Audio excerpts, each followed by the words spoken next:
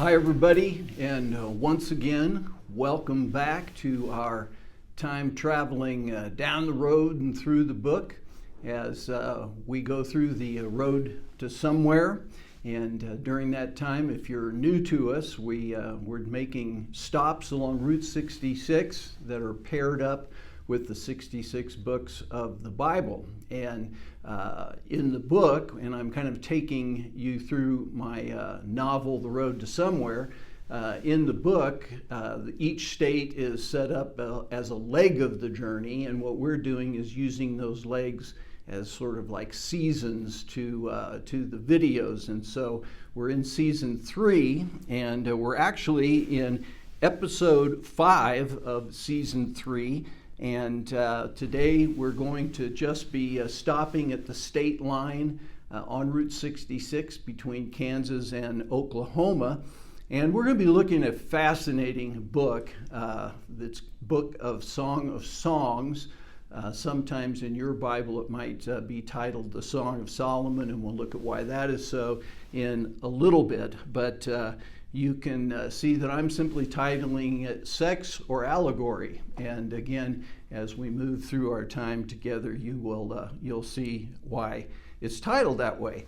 I did want to give you also just a little bit of an update. This is the 5th and the final episode of this season, or this leg. We're going to be leaving Kansas, and we're finishing up the 5 what I think are fascinating books of poetry that went along with our little journey through the state of Kansas. And then we'll be taking a little bit of a break. My plan is to come back with another 5 weeks of the beginning of season 4, and we will be in the state of Oklahoma. And in season 4, which is leg 4 in the book, the part of the Bible that corresponds to the state of Oklahoma is all of the books of the prophets. Now, there are 17 books of prophecy in the Old Testament, and so we're going to be making 17 stops in the state of Oklahoma, but we'll break it up a little bit. We'll probably do it in 5 or 6 week little segments. But the first set of 5 is really going to be pretty fascinating, because there are 5 books in our Old Testament that are referred to as the major prophets. And so we'll be looking at Isaiah and Jeremiah and Lamentations, Ezekiel, Daniel, those books in this next part of the road to somewhere. And that will, if we start kind of probably mid-October, that'll kind of take us up to Thanksgiving, and we'll break over Thanksgiving and the Christmas break, and then come back and begin the minor prophets after we've gone through.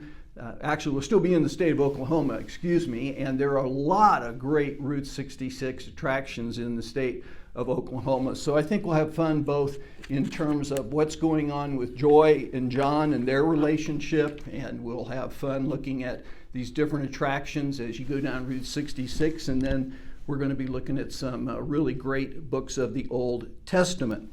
So today, again, our last stop in the state of Kansas, and we'll take a quick little peek here at our map, and we'll be heading down here to the state line. And we're only stopping here because we needed 5 stops to pair up the state of Kansas with the 5 books of poetry. So in the book and in the video, I guess, that goes along with the book, first of all, Joy and John in the book have just had lunch in Baxter Springs, and you might remember that there is an old bank there that's been converted into a cafe where they're having lunch.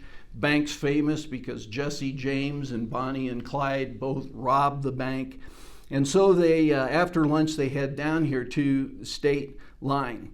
By the way, they have a discussion about how to handle this book, Song of Songs, and I'll get into their discussion a little bit later, but it's about at this point really in the story, as they are getting to state line, that they're trying to figure out exactly how they're going to handle this book.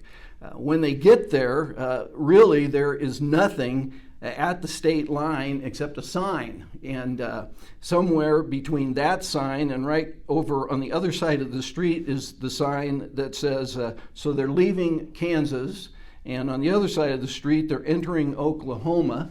So the state line is kind of in the middle of the road there, and so Joy spends a little bit of time just figuring out how to set up and how to shoot the video. And then she lines the Corvette up more with the leaving Kansas sign, and has John just leaning on the vet as they shoot their video. It's really a pretty quick little video because there's not a lot about Route 66 that John can explain other than to tell them that, hey, I'm standing on the state line between Kansas and Oklahoma. And then he gives a little bit of an introduction to the Song of Songs. I want to take a break just for a minute from the flow of the book and the video that they're shooting, just to mention a couple of things about the book Song of Songs. Your Bible might say the Song of Solomon. Actually, probably through my early years in relationship with Jesus, I always thought that was the title of the book. Literally, there isn't a title, first of all, literally, so the title of the book is taken from the first line of the text, and that line literally says, the Song of Songs, which is Solomon's. And you might remember, I think we ran across this once before, but when you have a structure like this in the Hebrew, literally it is Shir HaSharim, which translates Song of Songs. That structure, and it's used throughout the Bible, King of Kings, Lord of Lords. What it does is it emphasizes that this is the greatest. And so when it says King of Kings, the idea is that that's the greatest king in the world. Lord of Lords, it's the greatest Lord. This kind of structure is even used outside of the Bible, but in the Bible, of course, Jesus is referred to in these kinds of ways. So basically, when the title of the book, or there in that first line, it says Song of Songs, what it's saying is that, hey, this is the greatest song that was ever written, and specifically in the text by Solomon. And you might remember Solomon, he did a lot of writing. I mean, 3 of the books that we've just looked at, Proverbs, Ecclesiastes, and now Song of Songs, all of those books, authorship is attributed to Solomon. And also in the book of 1 Kings, I believe it is, that we were told that Solomon wrote like 4,000 Proverbs and 1,000 Psalms. So, he was very prolific as a writer. And so this particular book is attributed to him. Let me go back for a little bit to the discussion that Joy and John have about the book and how they're going to present it in the little video that they're shooting. And this is real important in terms of how we view this book. The discussion revolves around, are they going to treat this literally? And if they treat it literally, what you have in the Song of Songs, and if you haven't read it, you must read it. Literally, what it is an erotic love poem. And that was actually a genre of literature at the time of Solomon, in the same way that there was Near Eastern Pessimitic literature that we talked about when we talked about Ecclesiastes. There were this genre of really sort of erotic love poems. And actually, those that have studied the text believe that this book is a compilation probably of 5 poems that are put together to make the book. And so are they going to simply deal with it as a literal poem about sexuality? The other option, and this is what happened historically, because there was a lot of debate about this book being a part of what's called the canon. The canon is simply the compilation of all of the books that are in our Bible, Old and New Testament. But again, in the Jewish community and later in the Christian community, a lot of people were asking the question, why in the world is this book in here? Because it's primarily about a romantic and sexual relationship between the one that's called the lover and the one that's called the beloved. And then the book also has kind of a chorus or a group of people, sometimes in the text referred to as the daughters of Jerusalem, that are sort of outside looking in on what's going on in this relationship and making comments about it. But if you don't take it literally, over the years, what happened is that initially within the Jewish community, they began to view the book as an allegory. And so they would explain the reason it should be in the Bible is because this relationship between this man and woman, Solomon actually, and his beloved, who he ends up marrying in the book itself, were suddenly were viewed or were translated as an allegory of God's love for the nation of Israel. In the New Testament church, really the Hebrew, what we think of as the Old Testament, the Tanakh, the Hebrew was just, that Bible was just embraced by the early church and became what we now call the Old Testament. And when they came to, again, justifying the reason why this should be in the Bible, they looked at it as an allegory of God's love for the church. Both in the church and in the Jewish community, you have to realize that there were certain, sort of parts of those communities that were really into asceticism. They viewed spirituality, particularly after the Roman Empire embraced Christianity from the 4th century. It began to become what we might think of as more worldly. It had a lot of power. Eventually, it had a lot of wealth, and there were those within the Christian community, as had been true in the Jewish community, who believed that true spirituality should be very ascetic, and in some of those groups, sex was not even permitted. And so, again, the only way that this could be embraced as a part of the Bible was as an allegory. I like it in the book. Joy actually makes one observation in the discussion, and John is sort of a little bit more skeptical of the allegorical approach, and Joy makes the statement that maybe it's in the Bible because God wanted to include something that didn't make all sex look like sin. I thought that was a real good observation that she makes in the book. Of course, I wrote it, so that's why I think it's a good observation. But again, understand that we're not talking about just, loose sex here. We're really speaking, even in a literal way, about the passion of courtship and the act of consummation in marriage. So they've had this discussion, and then we'll kind of go back to the video and what John says as they're recording. By the way, I should say this, that most modern scholars, even those that are kind of coming from a more conservative view of the Bible, really don't buy the allegorical interpretation.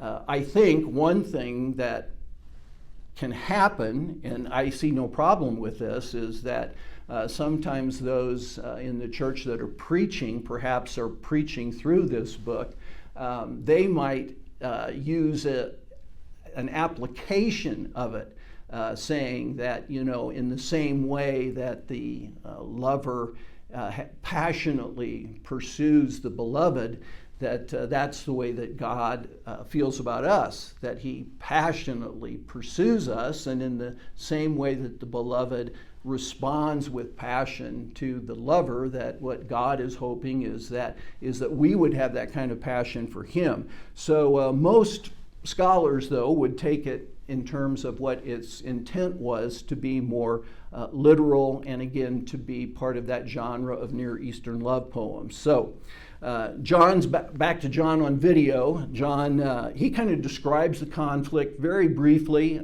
in the book, which is, in the book he's, shooting the video. He talks about it more as an erotic love poem. Actually, he makes the statement that it has nothing to do with God, but lots to do with sex. So again, he's going in that direction, although he has made known that there is an allegorical approach. He points out some of the reasons why he believes that. He talks about how the lover refers to the beloved's breasts are like clusters on the vine. The lover talks about how he wants to climb the tree, the beloved's tree, and to take hold of its fruit. And again, you can use your imagination to kind of think about, well, what is he talking about there? And again, he explains how the allegorical approach was used to justify the book being in the canon. By the way, eventually, and again, this doesn't show up in the book or in the video, that the longer video, the teaching video, either, is that around 90 AD, by around 90 AD, many in the Jewish community had taken the allegorical approach, and some came to believe that there was one rabbi, famous Rabbi Akiva, that said that that there was not a greater day in history than the day on which God gave the Jewish community the Song of Songs. And it eventually became part, and I've referred to this before, what were called the Five Scrolls. And those were scrolls that were used and read on specific occasions. And Song of Songs began to be read every Passover. So here's the most important feast in the Jewish calendar, and the book that's chosen to read every year during that feast is the Song of Songs. John, he challenges his audience and basically challenges them to read the book and to watch the video lecture on the book, and then for them to reach their own conclusion. Is this, more literal? Is it a love poem? Or is there reason to believe it could be an allegory? I was going to say, by the way, when I'm giving you the link to the video that is the lecture on the Song of Songs, I gave that message, that teaching, I think it was in 2017.